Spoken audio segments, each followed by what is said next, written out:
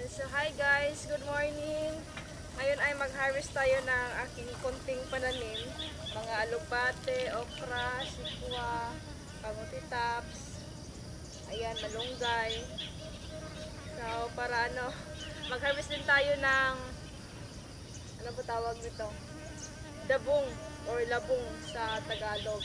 Meron kaming labong dyan, malapit lang sa aming bahay. So ngayon ay mag-harvest kami dahil mamayang hapon ay maglako kami ng gulay ni mama. So kung ano lang yung kaya nating ma-harvest or kung anong meron dito sa bukid, yun yung ibibenta namin. So kung na natin i-harvest ay ang aming alugbate. Meron kaming dalawang klase ng alugbate, green at saka yung pula. So magsimula na tayo. Ayan, si Kuya Wawang ay nauna na pong nag-harvest ng ating pulang alugbate. So ibibenta namin to ng tag 10 or tag 20 kada bugkos bitaw.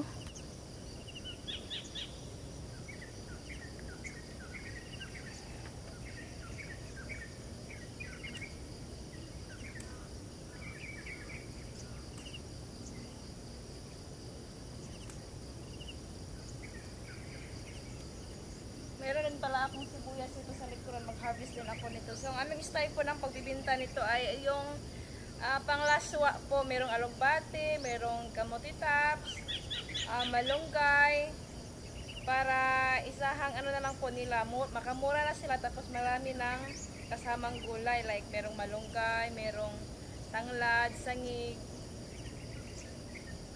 assorted na po yung 10 pesos.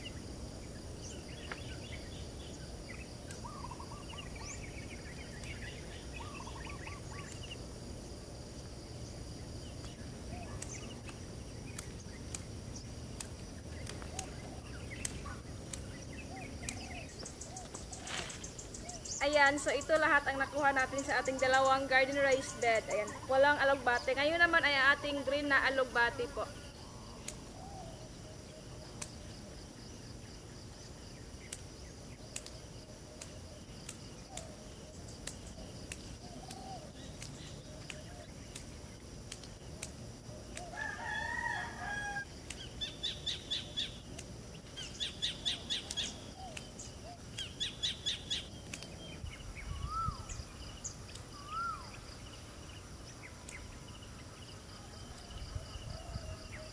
Itong aking green alugbate po ay first time po lang po namin ma-harvest ngayon.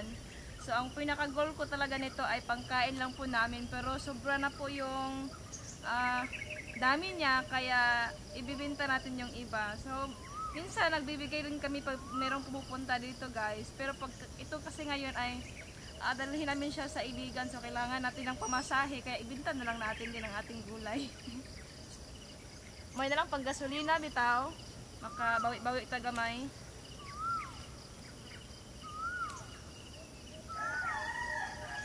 Kaya ginawan ko to ng garden raised bed para mabilis kong maatupag yung mga tumutubo na mga damo-damo. Kasi pag sa lupa kasi siya, mabilis dumami yung mga damo, kaya mahirapan tayo mag-anap-anap bitag ibot. Sumay man siya. Maganda kasi pag ganito kay mabilis mo lang mahanap yung mga damo, tapos kunti lang yung tumutubo sa loob ng raised bed natin.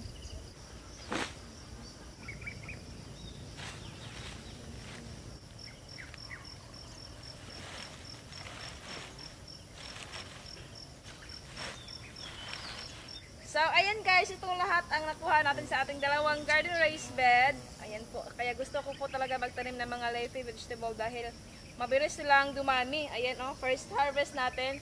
Ngayon ay manguha tayo ng sikwa. Meron akong tangkong pero medyo maliit pa sila, kaya yung ibang gulay na lang yung kukunin natin.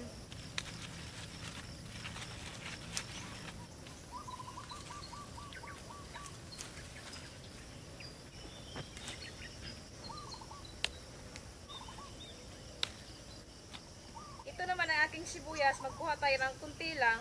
Mga ilang punuan lang ba?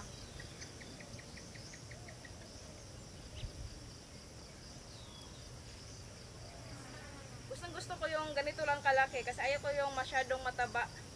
So ito, niwang-niwang siya, so okay ra.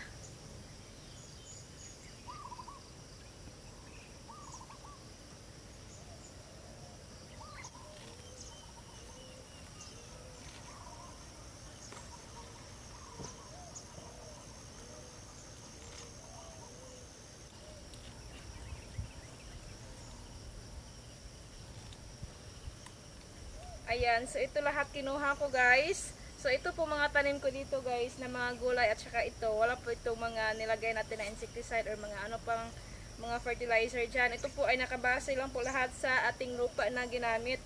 So ito po ay garden soil, rice hull, carbonized rice hull, dumi ng kambing at saka dumi din po ng manok. So yun lang po yung ginamit ko dito sa aking mga pananim. And then tubig po, tubig ulan lang po yung gamit ko kasi wala po kaming tubig dito sa aming bukid. So tubig ulan lang po yung gamit ko dito. Minsan pag walang ulan, so walang dilig. So mabuti naman, meron pa rin tayong na-harvest. So ngayon ay mag-harvest tayo sa other side. Meron akong mga kamuti tops doon at saka malunggay. And then labong din po. Malapit lang dito sa bahay.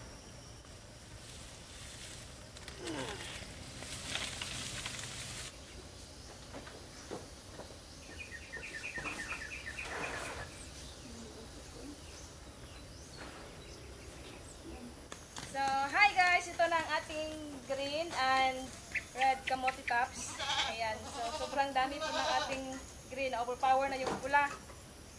So, magkuha ako ng ating green kamote tops dahil masarap ito ilagay sa laswa. Pwede din po siyang igisa lang din. So, tama lang yung kunin natin. Tama lang po. Meron ako mga tumubo nito na papaya, oh. Magpili kong mga bayian niya. Ito yung tanong.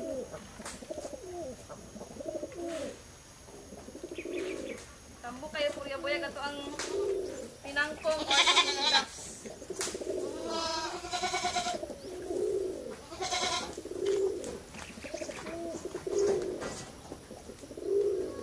First harvest ng ating green kamote tops.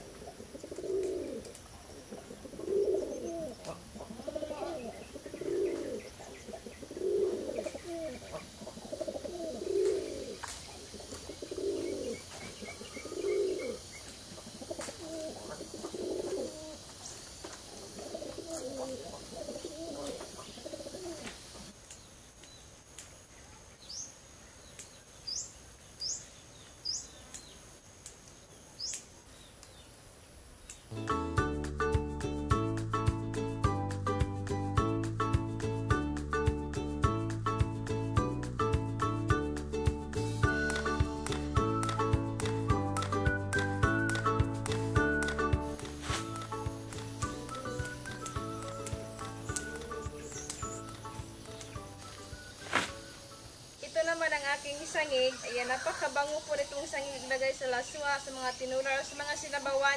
So, ang gamit ko po sa pagtanim nito ay kanyang stick lang. So, magkuha ako, isaway natin sa ating panglaswa po na gulay. Ayan, oh. Grabe, sobrang bango.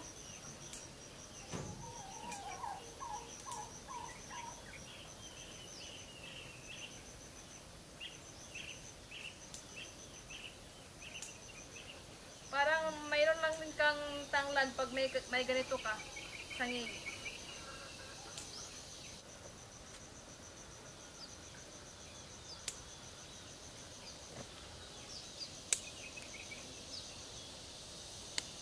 naman ang ating malunggay. Actually, marami pa akong puno ng malunggay. So, ito yung kukunin ko dahil fresh pa lang, mga bagong tubo ito.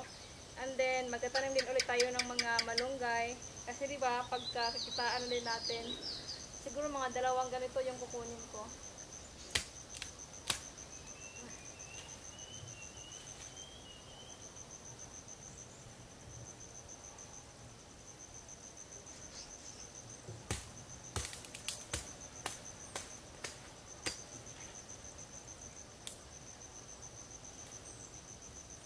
Tuloy na lang na to.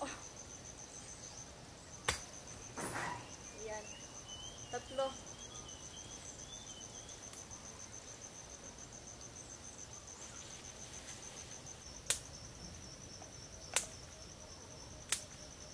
Actually, itong bulaklak ng malunggay ay nagugulay din po ito.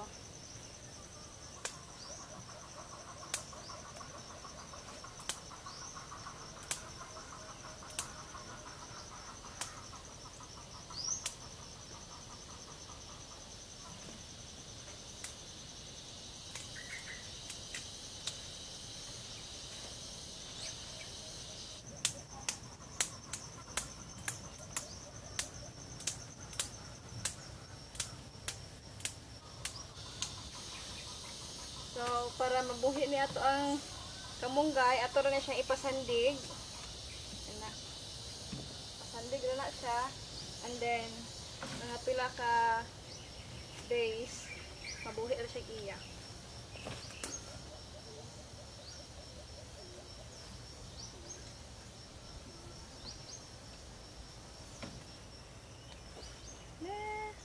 Sobrang dami. Ngayon ay magmuha tayo ng labong. And lastly, mag-harvest tayo ng 3 labong nitong ating kawayan. So, itong kawayan po na ito ay supposed to be, hindi dapat tumubuhayin namin dahil ito po ay mabilis tirahan ng mga ahas. Pero nagustuhan ko kasi siya dahil malamig. So, kailangan lang talaga na linisan talaga natin para hindi pamahayan ng ahas. So, ito ay kawayan. So, sabi ni Uncle Erning, masarap yung labong niya dahil hindi mapait. So, usually, ang ginagawa talaga namin sa labong ay ginataan. Tapos, lagyan natin ng mga leafy vegetable like malunggay, tinangkong, saluyot, tanglad, bulad, at saka sangig. So, lami na kayo na siya sudanon. Pwede po na ito ibaligya ang hapon, pero murag kapoy na po kayo, no? Mag-video pa ta manuroy og sudan. Pero onya, manuroy yun yung mama, onya. Kanay na lang man niya nato, mapalit nato og bugas, onya. Makagasolina ta sa motor. Layo magitaw sa syudad. So, meron kaming 3 labong dito.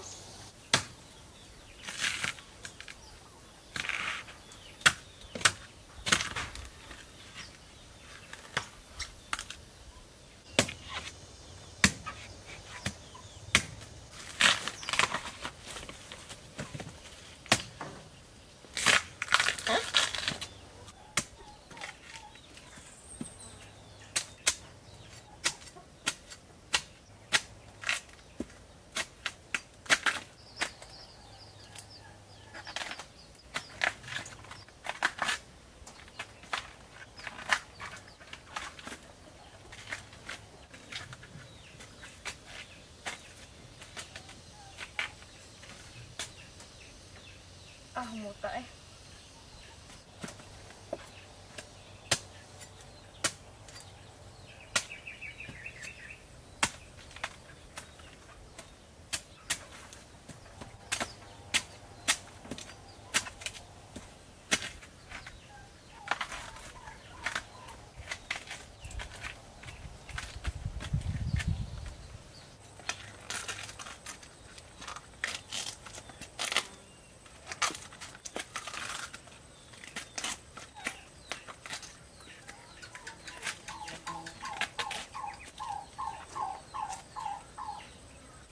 Ayan guys, sa wakas tapos na rin tayong mag-harvest. Ngayon ay ipapakita ko sa inyo kung gaano karami yung tagtay namin na panglaswa na gulay. Para mamaya ay makapagbinta na kami ni mama. Basta na pagpunuan din na morot. Nilatikang saging ni Anilin. Balik ka rin tukan ay. Wala! Sa'yo mong gisagol ani mang? Wan, tuno. Tuno ra? Abi ako yung nag-i-order ta. Nagregalotuan. Kanto na baguod ka dahil dam like saging. Rami ning pagod-pagod oh. Kumpleto na ko, lauoy. Grabe. Lauwi na, lauwi. Yan, ang takol na pista. May nanaray ko. Yan ang handa. Lami kayo. Mga untag nilatikang saging. So ito po ay dala ni mama. Wala na itong pamahaw. Ampo na lang tayo nga, dili matandog atong kabuhian eh. Ampo na lang, di matandog ang kabuhi. Init pa.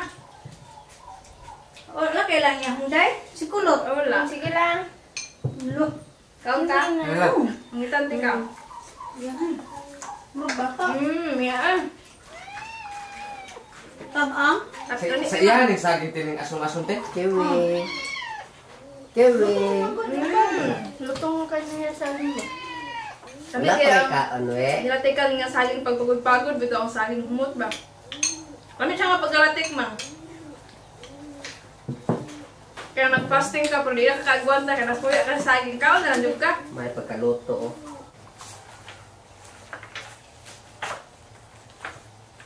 So, ayan guys, ito ng ating sibuyas, nilinisan ko lang. Meron tag-iisang ganito sa isang sitawagan ng sa kabugkos, ma'am. Ako kabalo. Sa isang bugkos, manana siya. And then, ito po ang ating assorted gulay na may sibuyas, tanglad, malunggay, alugbati, tinangkong, at saka sangig. Ito po ay 10 pesos po. Ayan. So, ito po yung way namin ng aning pagbibinta po ng gulay. Ginawa naming assorted. Para yung mga bibili ng gulay ay hindi na po sila mamroblema sa kanilang isasahog sa kanilang gulay. So, ang kulang nga lang sa kanila ay kalabasa at saka okra, kung ano pa man dyan. So, ito ay complete na ang kanilang leafy vegetables. Ito ang ating alugbati na tag 20 pesos per tangkay. Ay nakagawa po kami ng 15 lahat.